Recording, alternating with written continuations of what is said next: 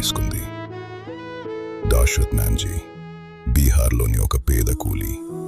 అతని ప్రపంచం మొత్తం అతని భార్య ఫగునియానే.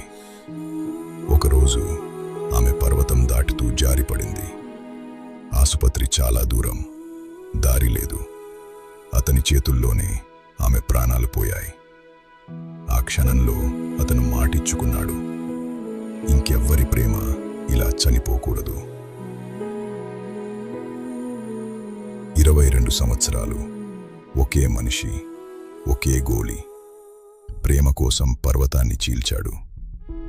సంకల్పం ఉంటే పర్వతాలే దారివ్వాలి. తాజ్మహల్ రాజు ప్రేమను చూపింది. దాశరథ్ మ్యాన్జీ భర్త ప్రేమ విలువను చూపించాడు. నిజమైన ప్రేమ అంటే చూపించడం కాదు, త్యాగం చేయడం. ఇంకా ఇలాంటి వీడియోల కోసం ఛానల్ సబ్స్క్రైబ్